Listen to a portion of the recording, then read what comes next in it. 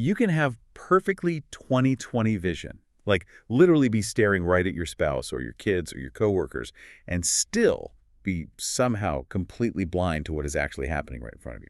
It is a really sobering thought, honestly. It really is. So welcome to this special deep dive. We are so glad you're joining us today. Yeah, thanks for tuning in. If you're listening right now, you are likely part of the community at Baseline Family Church, and you're taking part in your monthly church-wide fast. Which is such a great discipline. Absolutely. So today, we're using your daily devotional as our sole roadmap to really guide this discussion. Specifically, we are focusing on day 2, and the title for today is Observe, Seeing What God is Doing, Not Just What Life is Showing You. Right. And the mission for our deep dive today is to really unpack that gap. The gap between just, letting life passively happen in front of you and intentionally recognizing the much deeper spiritual realities that are at play. Especially using the clarity that the devotional suggests comes from this discipline of fasting. Exactly. Fasting kind of lifts the fog.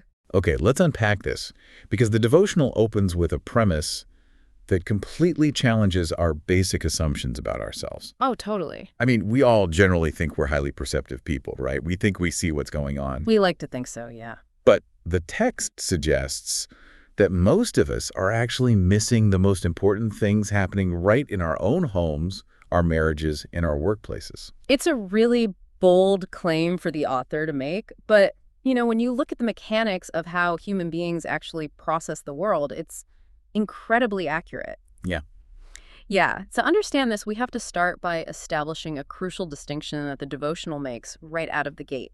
The looking versus observing thing. Right. It separates the physical act of looking from the spiritual and mental discipline of observing. Which seem like the same thing, but they really aren't. Not at all.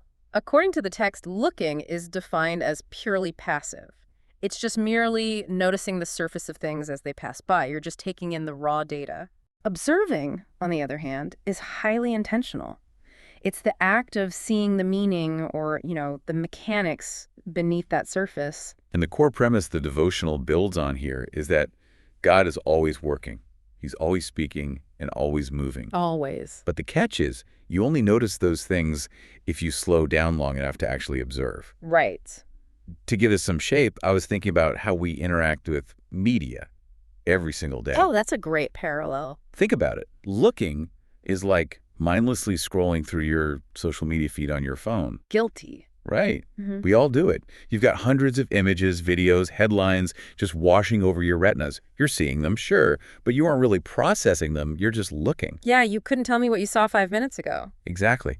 But observing, that's like visiting an art gallery. You don't scroll through an art gallery. Well, hopefully not. You stop walking. You stand in front of a single painting for maybe 5 or 10 minutes. You study the artist's brushstrokes. You look at the use of shadow. You're trying to figure it out. Yeah, you try to decipher the hidden meanings layered into the canvas. You are doing something completely mechanically different in that gallery than you are on your phone, even though your eyes are open in both scenarios. What's fascinating here is that the social media scroll, that passive looking, is actually our default biological state in modern life. Really? Yeah, there is a deeply ingrained psychological reason for that. Observing requires a deliberate expenditure of cognitive and spiritual energy. It requires immense intentionality. Because our brains are just trying to save power, like a battery saver mode. Exactly. Our daily routines are so fast-paced, so overloaded with stimuli and decisions, that we rarely have the bandwidth to reserve that kind of deep energy for the present moment. Wow. Think about decision fatigue. Your brain is processing thousands of inputs an hour. To survive the sheer volume of a normal Tuesday, your brain filters things out. It's just a survival mechanism. We default to passive looking just to get by. We look at our spouse passing in the hallway, we look at our kids getting into the car, we look at our coworkers on a video call. But we aren't really seeing them. Right. We simply aren't spending the energy to observe the realities beneath those surfaces. Which perfectly sets up the ultimate case study the devotional gives us.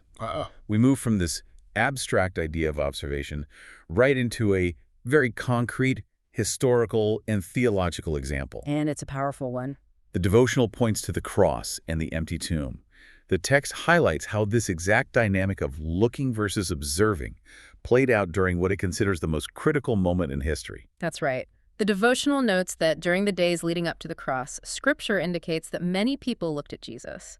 but only a very few truly observed what God was doing. It's crazy to think about. The text creates this powerful, stark juxtaposition for the reader. The lookers, it says, saw a man carrying a cross. They saw a broken body. They saw a sealed tomb. Just the physical reality. Exactly. The surface. But the text says the observers saw something entirely different. They didn't just see a broken body. The devotional states they saw a savior carrying the sins of the world. Because they saw love being poured out. All right. And when they looked at that sealed tomb, they didn't just see a massive rock. They remembered a promise on the third day. Which changes everything. It really does. The lesson the devotional draws here is that God does his greatest work, even when it doesn't look like a victory on the surface. It suggests that Resurrection Sunday is the ultimate proof that what looks still, silent, or completely finished is often the exact place where something new is being prepared. That's such a comforting thought. But I have to push back on this a little bit, or at least challenge how easy this sounds on paper. Go for it. Because sure, it's incredibly easy in hindsight. Reading a devotional 2,000 years later, sitting in a comfortable chair, to know exactly what we are supposed to observe in that story. We know the ending. We know the ending. But put yourself in the shoes of the actual people in that traumatic moment. In the middle of a literal crucifixion, looking at the horrifying, bloody surface reality wasn't just passive, it was probably a natural human survival mechanism. Absolutely. When your world is completely falling apart, the surface reality is overwhelming. Your brain is in fight or flight. So how do we actually learn to observe a promise when our present moment just looks like a massive, immovable, sealed tomb? That is such a valid pushback, and it really highlights why this is a discipline, not just a reflex. Right.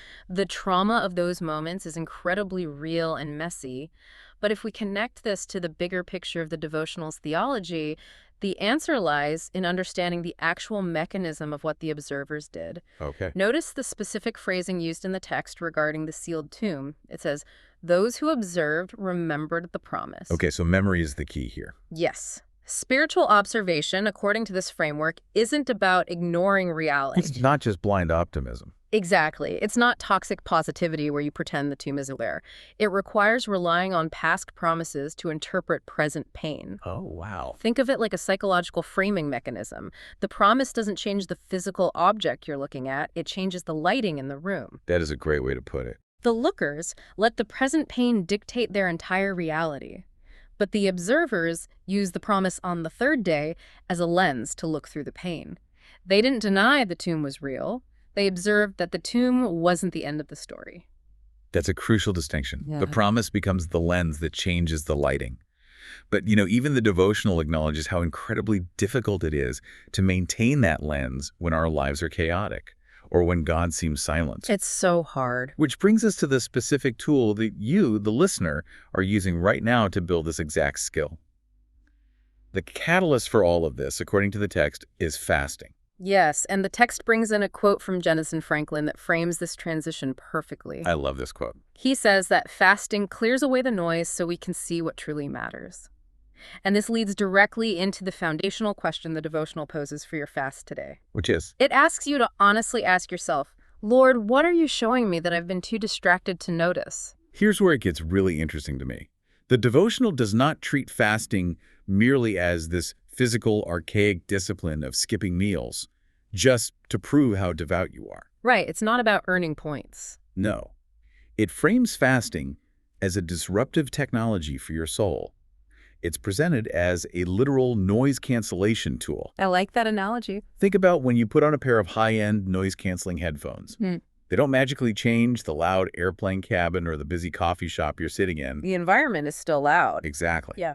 But the headphones emit a specific frequency that neutralizes the chaos so you can actually hear the music you're trying to listen to. That's so good. The devotional is suggesting that fasting does that for your spiritual awareness. The daily prayer included in the text specifically asks to slow my heart today and to remove distractions. That phrase, remove distractions, is so key to understand because we need to realize that noise, especially in the context of this devotional, isn't always negative. It's not necessarily bad things. And it isn't always sinful things. Very often, the noise blocking our spiritual vision is just the sheer deafening volume of mundane busyness. The to-do list. Yes, it's the unread emails, the errands, the school drop-offs, the grocery lists. It's the hum of everyday life. So how does skipping a meal actually turn down that hum, like practically speaking? It comes down to biology meeting spirituality. When your heart is racing with anxiety or just pure speed from rushing between meetings, your brain stays in that passive-looking survival mode we talked about earlier. You're just trying to get to the next task. Exactly. Fasting disrupts the physical routine. When you feel that physical hunger pang at noon, when you'd normally grab a sandwich, that pang acts as a biological alarm clock. Oh, wow. It jolts you out of autopilot. It's a physical interruption that reminds you to slow down your internal pace. That friction is what allows you to finally transition from looking to observing. And because fasting clears that noise and provides that jolt, the text promises a ripple effect throughout your day. It bleeds into everything. You're now equipped to take this newly recovered power of observation and apply it directly to your immediate surroundings. The devotional doesn't leave this as an abstract concept. It walks us through a narrative of your everyday life, showing how this will transform 5 specific areas. Let's get into those. Let's start right where most of us start our day, the home and marriage. The text suggests that observation changes your home because you begin to notice the moments you used to rush right past. Because the noise is turned down. Right. It says you'll observe the softness in your child's voice. You'll notice the effort your spouse puts into the small things. You'll find blessings in the routines you once completely overlooked. That is beautiful. And in a marriage, this shift is described as profound. The devotional states that you begin to see hurt behind frustration, love behind silence, and needs behind busyness. Let's hover on that line for a second, seeing hurt behind frustration. That is huge. It changes everything about a conflict. And the text says this applies to parenting too. It argues that observation changes your parenting because you start to recognize a deeper hand shaping your kids. You see God working in them. You see character being formed in ways that aren't always loud or obvious. And then the devotional takes this out the front door. It extends this practice to your workplace and your church family. Right. In the workplace, the text says observation allows you to see opportunities to bring peace where there is pressure, kindness where there is competition, and integrity where there is compromise. And within the church family. You start noticing who needs encouragement, who needs prayer, who needs a friend, and you notice where something new might be stirring in the community. Okay, wait, I'm noticing a shift in the text here. We need. Up until now, observing sounded somewhat passive. Like it was just about being a better, more perceptive watcher of your life, just noticing the brushstrokes in the gallery. But looking at this workplace section, it says you bring peace to pressure. You bring kindness to competition. It sounds like observing actually triggers participation. Yes. This raises an important question about how we handle our daily interactions. And you've hit on the exact pivot the devotional is making. True observation isn't a spectator sport. Okay, explain that. Let's go back to that line from the marriage section. Seeing hurt behind frustration. Think about how that plays out practically.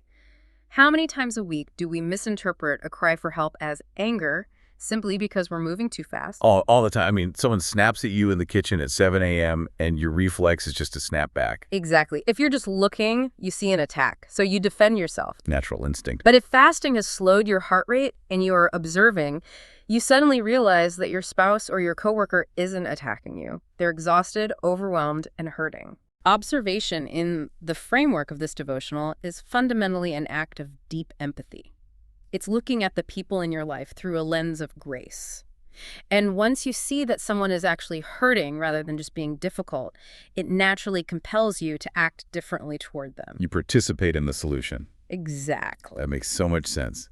The empathy is the bridge between seeing and doing. And that brings us to the final area.